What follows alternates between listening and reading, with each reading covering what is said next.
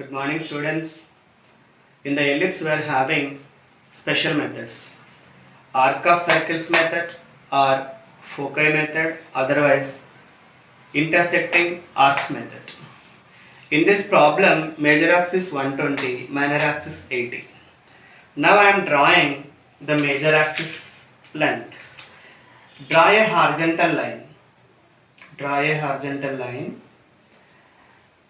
Left end A, right end B. This is going to be major axis. For the major axis, we have to locate its midpoint. Name that midpoint as a O. Passing through O, draw a perpendicular line above major axis 40, below major axis 40. Top point I am naming it as C, bottom point I am naming it as D. CD is going to be its minor axis.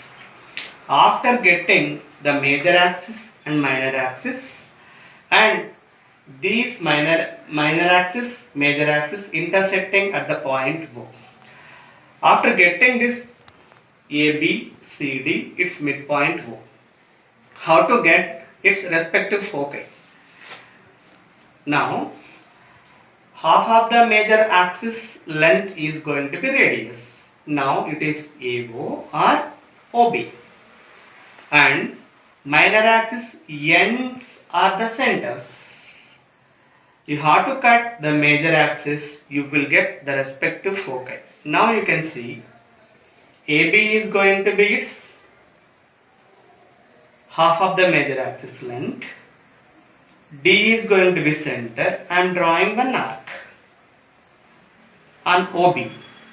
You are getting arc on OB. This is F2. AO is going to be radius. Minor axis end at the center. Draw another arc. You will get F1. We are getting F1 and F2. After getting F1 and F2, now choose F1O or OF2. I am choosing F1O is going to be considerable length. On F1O, you have to divide some equal divisions. Now I am dividing it. Some equal divisions.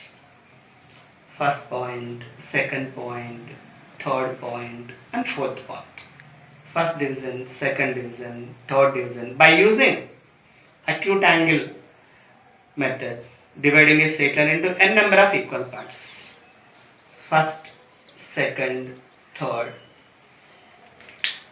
Now F1O is divided into 4 equal parts. How many equal parts? 4 equal parts. 1, 2, 3, 4.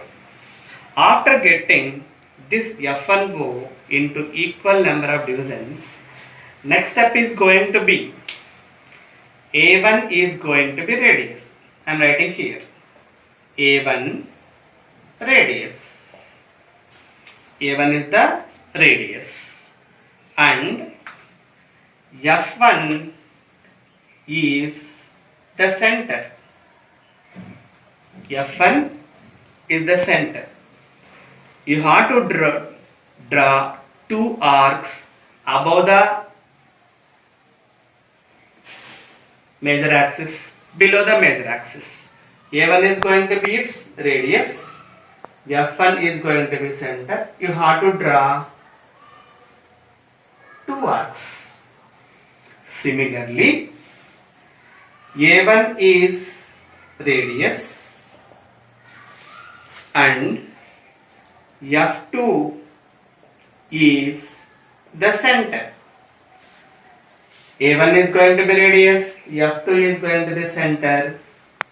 Draw 2 arcs above the major axis, below the major axis. Now, A1 is going to be radius. We are having 4 arcs above the 4 arcs related to major axis. This region I am considering P portion, this is Q portion, this is R portion, this is going to be S portion. Now, after dividing these portions, next step is going to be B1 radius. B1 is the radius. B1 is the radius. F1 as a center. F1 is a center. B1 is going to be radius. F1 is going to be center. You have to cut arc in the qth portion. So this is going to be exactly B1 radius. Again, this is going to be B1 radius. So F1 as a center, B1 as a radius, you have to cut the previous arcs in the Q portion in R portion. Similarly, B1 as radius, F2 as a center. B1 as a radius, F2 as a center, you have to cut the arc in P portion, arc in S portion. Now, this is going to be another point. This is going to be radius B1. Again, this is going to be B1 radius. Now, we are getting 4 points. This is P1, Q1, R1, S1. After getting all these points, next step, A2 is going to be radius. A2 is going to be radius. F1 is the center. 2 arcs. Again, A2 is going to be radius. F2 is going to be center. 2 arcs. Above the major axis, below the major axis. So this length is how much?